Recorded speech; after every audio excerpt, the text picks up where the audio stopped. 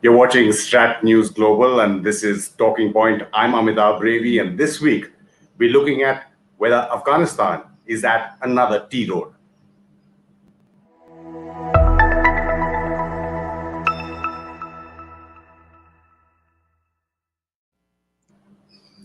Joining us from Kabul is Lotfullah Najafizada. He is the head of TOLOnews and well-acclaimed journalist, one of the best in Afghanistan, reputed across the world as well.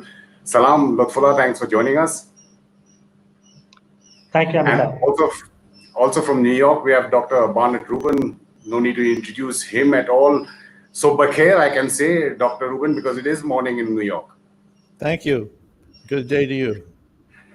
Dr. Rubin, just getting straight into the subject, where do you see Afghanistan currently? Over the last few weeks, there have been some changes. We've seen President Ghani and Dr. Abdullah, who is now the head of the High Peace Council for National Reconciliation. We've seen a 3-day ceasefire that the Taliban, some would say, surprisingly called, and it's now been unofficially, or it hasn't been declared, but it seems to be extending, and Lotfullah will probably agree with me that it's holding largely.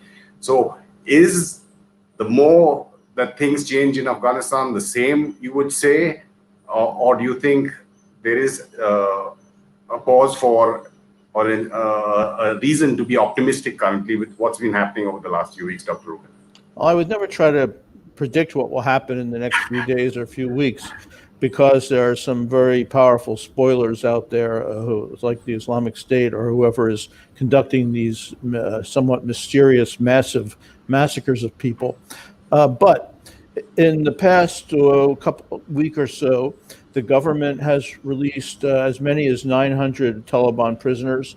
The Taliban announced today that they have released an additional 73 government prisoners, bringing the total to over 400, which means that they're getting close to meeting the targets that were in the U.S. Taliban agreement from February. The Taliban prisoner technical team, which had left Kabul protesting that nothing was happening, has returned to Kabul now. The government has come together and agreed on a negotiating team. The head of the whole process, Dr. Abdullah, gave a press conference, and he predicted that the negotiations could start as early as 2 weeks from today. So, of course, sitting down for the first meeting is a long way from solving a 40-year-old problem. But at the moment, while all the obstacles are still there, there is also some progress.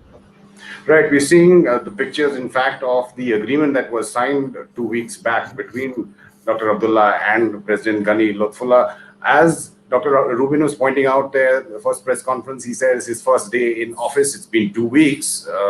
He's also saying that he's optimistic that intra-Afghan talks will start within 2 weeks. Are you that optimistic? Well, we can't believe until we see it. The deadline has been extended and changed so many times in the past, I would say, 3 months now. We always say in Afghanistan that this year is crucial. And then we say it at the beginning of every year. Sometimes we say the next 2 weeks is crucial, the next week is crucial. So it's a very, very important time for this country. Probably after a very long time, there is an opportunity to try and see if we can get to a peace deal with the Taliban. So I hope we sit down with the Taliban and the negotiators of the Islamic Republic, sit down with the Taliban at some level, even if not the full team, maybe the technical team, because based on the new agreement, on the political agreement, first the National Reconciliation Council should be formed. And once that is formed, they should give the negotiating team the mandate to go and negotiate. So that's very important that the top decision-making body is formed first. Dr. Abdullah has a very tough job to bring together a group of, I don't know, 20, 30, 50 leaders of this country to decide how to negotiate with the Taliban, and then they should give the mandate to the negotiating team, and then they should go and sit down with the Taliban. Can that happen in the next 2 weeks? That's a big question. But a preparation meeting can happen, I believe, whether in person or online. I hear that there are discussions about location, the venue for the talks as well, which is not resolved yet. Right. So maybe a technical meeting. Dr. Rubin, we just saw the meeting between Mullah Baradar and Zalmai Khalilzad and the deal that was signed on the 29th of February in Doha. You talked about spoilers. Now, there are spoilers on all sides. It's not a wedding party this time, what Lotfullah was referring to, the intra-Afghan team that has been decided. But do you think the Afghans now are in a position or are willing to show a united front in negotiations with the Taliban, which is essential if they have to keep the gains of what they have from 2001 till now? Well, I look at it a little differently, because this conflict did not start between this government and the Taliban. This conflict started before either this government or the Taliban existed. And it may look like it's between two parties, but actually it's a conflict over how Afghanistan is going to be governed that has been going on since the overthrow of the monarchy in 1973. And those who are on the government side supporting the Islamic Republic, nonetheless, among them, there are different points of view about how the state should be structured for very legitimate reasons. I think it's only to be expected that all those different points of view will be aired in these talks, which are aiming to really settle how Afghanistan will be governed after over 40 years of conflict. Lotfullah, how will Afghanistan be governed? Now that we're looking at the minutiae, which are, of course, very important. You were talking about the venue for the talks, the team itself, whether it's a technical team, who gives them the mandate to the negotiating team. But just looking at the larger picture and a longer term, where does President Ghani stand in the longer term when we're looking at these discussions for the formation of some kind of new political structure within or negotiating within the constitution, hopefully initially at least? Well, Afghanistan has a political system for the past now almost 20 years. And that is an Islamic Republic system. And a lot of Afghans have subscribed to that. 2/3 of Afghans are below the age of 25. So they don't remember the Taliban times. They were not even going to school, some of them. So I think what we have today is a fundamental gain. A lot of Afghans believe in the democratic values and the system we have. So how can we bring the Taliban on board so they can also subscribe to it and see their political interest in a republic system? I think that requires some negotiations. So that's why all of us are very much looking forward to see how negotiations are going to take shape. So it's not going to be easy. I think the Taliban, one has to give them the right to identify what's in their own interest. But there have to be certain compromises on both sides. So I believe that it's going to be tough, and not sure how long that's going to take. But certainly, I think one can't wait for 5 years to see the end of the negotiations. It's getting tougher and tougher, Dr. Rubin. But in your view, do you think the Taliban have changed, or they have, whether it's the Islamic Emirate, whether it's Islamic law, these are red lines that probably they will not cross? I think that asking if the Taliban have changed is really the wrong question. Of course, no one can be at war for 20 years and not change. The Taliban have changed. I think the question is, how have the Taliban changed? I think the Taliban have become much more sophisticated. They are much better organized. They have learned how to operate in a modern media environment. They are learning about this new Afghanistan that Lotfullah was just describing, but they're not part of it. I think that there are negotiations where they have to, for the first time, take on the new generation of Afghanistan and the new system will be a part of that change. To say that they've changed does not mean that they've reformed in the way we like. But of course, it's a dynamic situation, and both sides have changed and are continuing to change. And it's that dynamism which creates the possibilities for solution. Lotfullah, you've been in close contact with the group in Doha itself. How do they really see Afghanistan? Do they know what's really happened in Kabul? Do they ask questions of what's really happening apart from what they see, say, on video? Well, so the fact is that some of the leadership or the Taliban leadership who are in Doha or elsewhere, they have been out of the country for more than 15, 20 years. So one can judge how much well informed are they. But at the same time, with today's world, I'm sure you can access to information and you can talk to people. I think the fact that they manage ceasefire these days, at least during Eid and during the Eid in 2018, that also shows the command and control of the Taliban. So I think the Taliban generally, probably they haven't interacted too much with Afghans who are part of today's Afghanistan today. They are still having this somehow a very traditional look at politics. And so that's why they were insisting so much on talking with the Americans, because they believe that whatever happened post 2001 is attached to the U.S. presence. So talk to the Americans, make a deal with them, and then everybody else is irrelevant. And now that that's done, so from their perspective, you should talk to elements before the American invasion.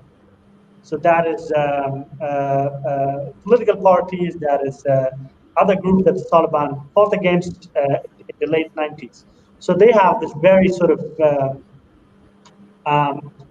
one would say, very simple look at how to negotiate and talk to Afghans. So that's why they insist so much on talking with some of the leaders who were traditional enemies of the Taliban in the 90s. So how to incorporate that enemy of the Taliban who are in Kabul or political leaders with what we have in Afghanistan today and what we have built in the past 20 years, I think that is also a difficult part. So it's not just talking to the Taliban, but also making sure that the peace process is not an old school politics. This includes Afghanistan of today, which I believe is a very fundamental, is fundamentally part of Afghanistan's identity today. If I can paraphrase that a little more stronger, Dr. Rubin, the one strain of thought is that Zalmay Khalilzad is probably responsible for the way things have gone because he sees it in the old Afghan way. So it's negotiations between, however you want to name them, ex-warlords who are in politics, who still have their backing in various ethnic groups. He's not looking at the change. He's not looking at people as such. Is that how do you really view Zalmay Khalilzad's approach to what's really happened? Zalmay Khalilzad is an American diplomat who was born in Afghanistan, and he is representing the national interest of the United States as it is defined by the current administration. To some extent, that is informed by his understanding of the current situation. But I think to interpret him as an Afghan actor rather than an American actor is a fundamental mistake. And I would say, I just add to those 20 years that have gone by that Lotfullah referred to and the changes that have taken place, the Taliban have gone through those same 20 years. And there's a new generation of Taliban as well as a new generation on the other side. And the new generation of Taliban doesn't remember the formative experiences of the old Taliban. That is the fight against the Soviet Union, the Civil War, and so on. They're people who grew up under the bombs of the United States, being arrested by security services of Afghanistan and the United States, and formed in war and exile in Pakistan. So they also have their own set of historical experiences that are different. So it's the two sides that have had very different experiences these past 20 years that will now have to come together and see if they can create enough of a common narrative to reach agreement on how to govern their country. Lotfullah, talking about a common narrative, now the Americans and Zalmay Khalilzad, Secretary Pompeo are also saying, even President Trump for that matter, that the Afghans should bury the hatchet, they should get together, bury their differences, come to some kind of conclusion and then fight. We just saw pictures there of a US aerial bombardment of the ISKP, ISIS-K, Daesh, however you want to call it, Islamic State in Khorasan province in Nangarhar on the Pakistan border there, to fight against something like the IS. What are your views on that? Well, I think I agree with people who criticize Afghans for not taking enough ownership.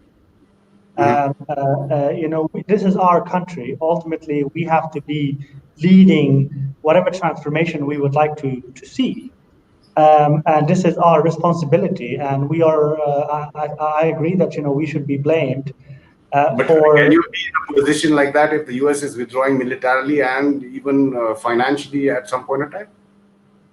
No, it would be difficult, but that's also because of how we have managed our relationship with the United States in the past few years. Why all of a sudden Afghanistan has become such a big burden. I think Afghans do have a share in the failure, if we wish to say, of where we are today. And even with the peace with the Taliban, I don't think that Afghan conflict will come to an end. As you mentioned, ISIS or Daesh. I think that is a looming crisis. Just now, I rushed to a hospital an hour ago. My colleagues from Khurshid TV were hit by a roadside bomb. We lost 2 journalists, and 6 of them were wounded. So I went to the nearby emergency hospital, and we don't know who did that. I mean, 2 journalists lost their lives. This is, despite all the achievements and despite all the successes of the past 20 years, this is a very dangerous country for any sector, media including. So who is the enemy of media? Who killed my colleague from Khurshid TV, right? So we need to find answers to those questions. Yes, these days we talk about significant reduction in violence. These days we talk about peace process. But there is a very brutal conflict going on. I think sources of conflict in this country, vary. They come from so many roots. So for a long-term, lasting national peace, it's not. One shouldn't just look into making a deal with the Taliban. I think that would be very naive. Dr. Rubin, just bringing up a question from Wais Rahimi, who's also watching, and Saurabh Singh I'm looking at.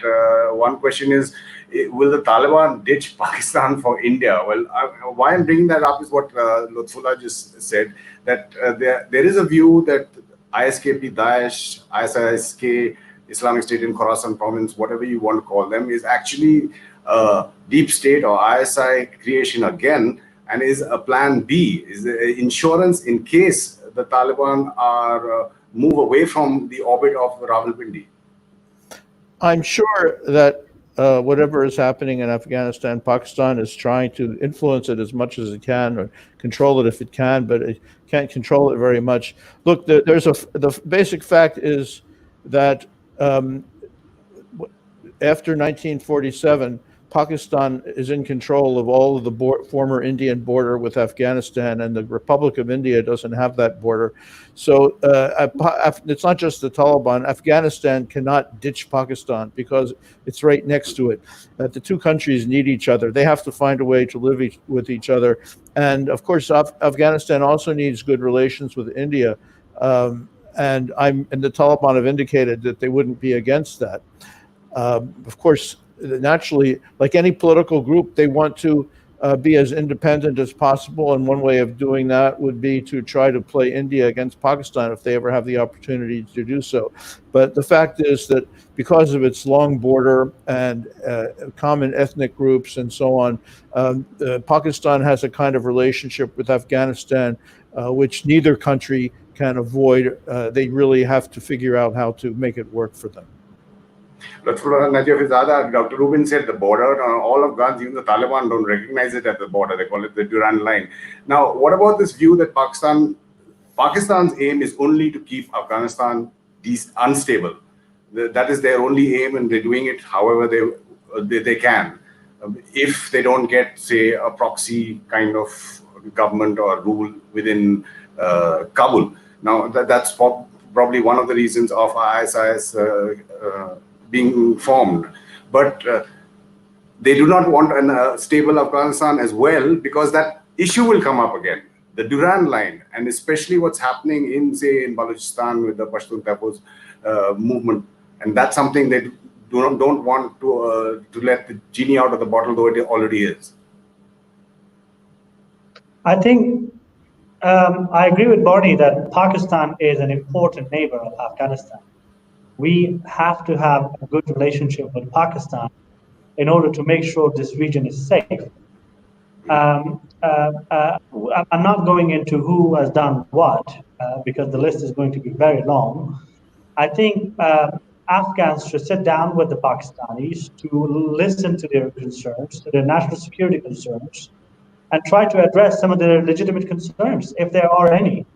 I'm sure the Afghan government has tried to do that before, but if we can't convince them, if we can't agree with Pakistan.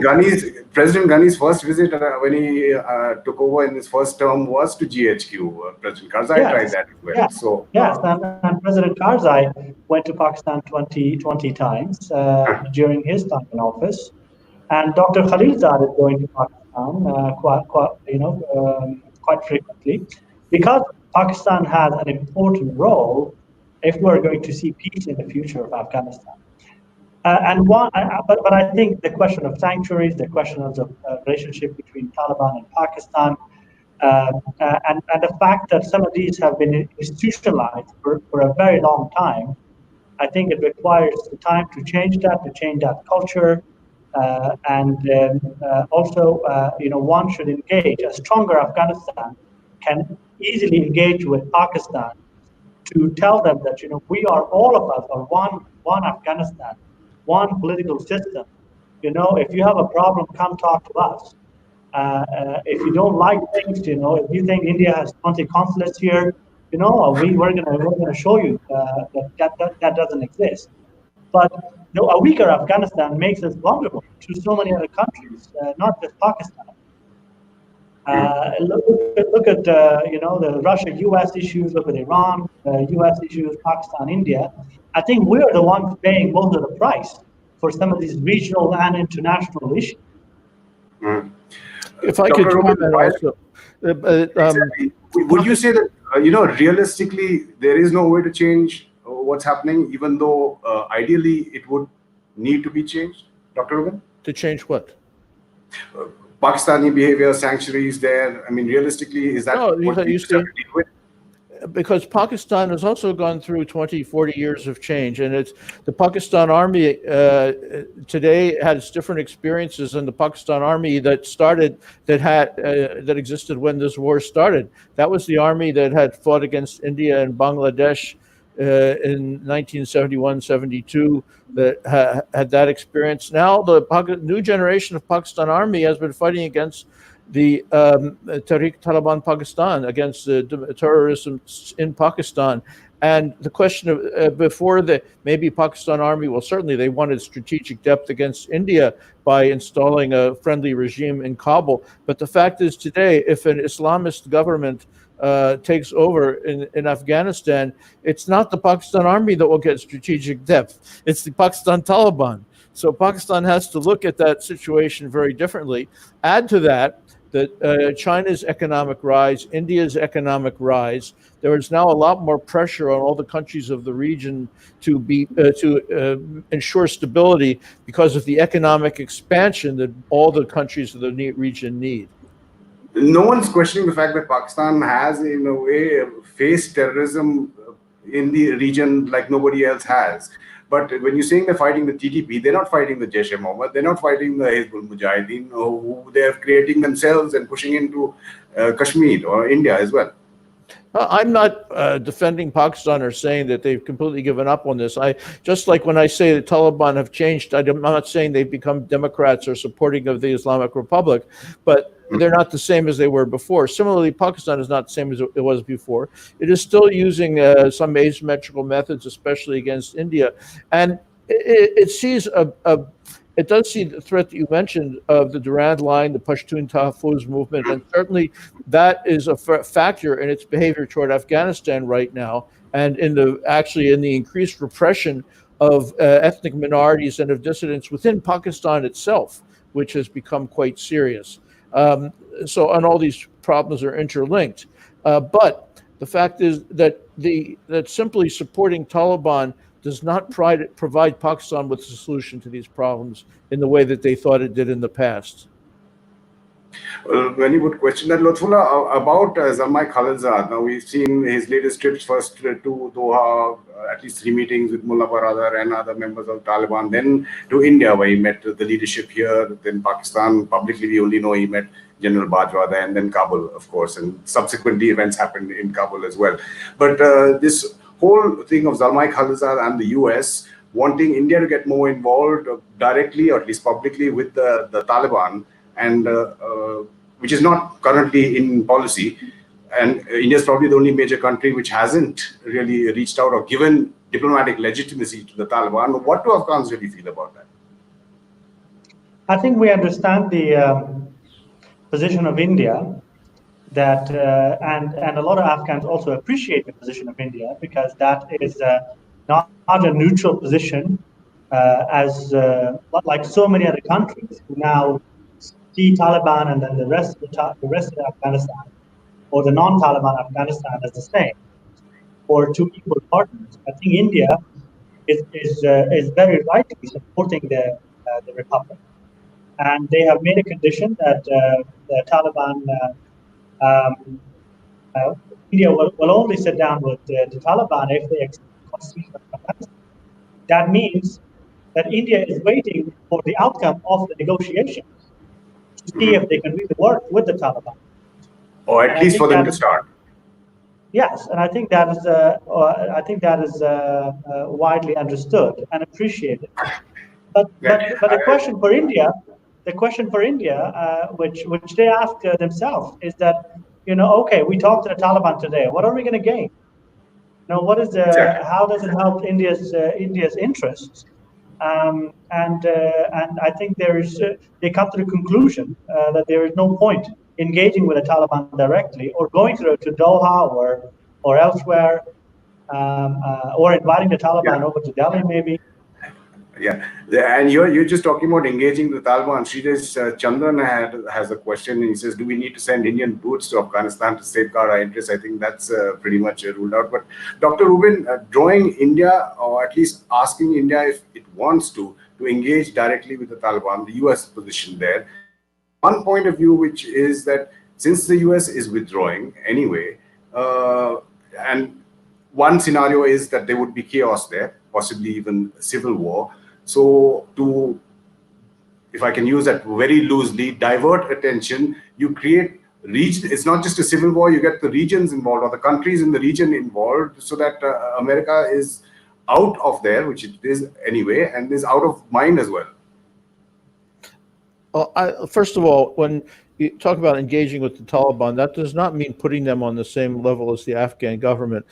Foreign countries engage with all political forces in Afghanistan, both the government and the opposition, all the different ethnic groups.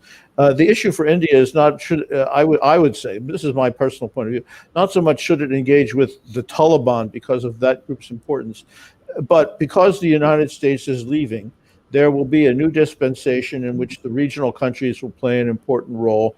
And as part of that process, not the whole process, but part of that process, this peace process, or we hope it will be a peace process, is starting to take place. And for India to have its rightful place in the new dispensation in and around Afghanistan it has to engage with the peace process, and that peace process includes the Taliban. So I think the point is not exactly that they should have bilateral relations with the Taliban, but that India should be involved in the peace process and be one, so it's confident that it's not leading to an outcome that is against the interests of India, and so that it can help shape the outcome together with the other neighbors, which will be necessary for any outcome to be to endure and to be sustainable. Let me just add here. Yeah, go ahead, Lotfullah. Quickly. There are Indian engineers still, with the Taliban in their custody for a very long time. I think one, right, in the north. Yeah, in Baglan. Yeah, they released a few, but I think a number of them are still there. So it would be very difficult and naive, to really engage while there is almost zero understanding. And we shouldn't. It's not just India and the Taliban. One shouldn't forget the shadow of Pakistan on the whole thing as well. So India is not just another country like Russia, like the United States, like Iran, to just pick up a phone and talk to the Taliban. I think because of Pakistan, India has a more complicated role. Right. The point that was brought up with, say, ex-envoys, Indian envoys to Afghanistan was that why is the US asking us to deal directly with the Taliban? If the problem is the Al-Qaeda, why is the US not dealing directly with the Al-Qaeda as well? But that's another topic. Talking about shadows, Dr. Rubin, you've warned about COVID-19 across the globe and its possible effect in terms of the finances may be back now, the 1 billion that was threatened to be withdrawn this year and the 1 billion next year because of these agreements. But as you pointed out, US focusing on itself and its need for its healthcare back in the US, its troops in Afghanistan as well. Now, separately, there are reports that Taliban top leadership, including Mullah Akhundzada and maybe even Sirajuddin Haqqani, have come down with COVID. But that aspect of it, where do you see it now that we are almost in June, Dr. Rubin? Well, I think the most, really in a way, the most important effect of the pandemic on Afghanistan will not be what happens in Afghanistan, though that is very serious and it appears to be spreading there. Lotfullah will have the most recent information about that. In particular, it seems to be affecting the armed forces in Afghanistan, which could impact their readiness. But all the gains we have been discussing are dependent on foreign funding, because Afghanistan remains one of the absolute poorest countries in the world, like one of the 10 poorest countries in the world, one of the most aid-dependent countries in the world. If the aid collapses, then the government will not be able to sustain the security forces or the healthcare or the education systems. And the United States now, I just want to emphasize, is going through a very serious economic collapse.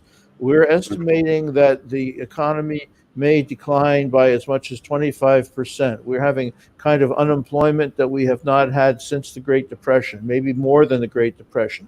The Congress is spending $3 trillion so far on economic recovery to try to save businesses and jobs. And when they come back into session in the fall, they will be faced with more demands.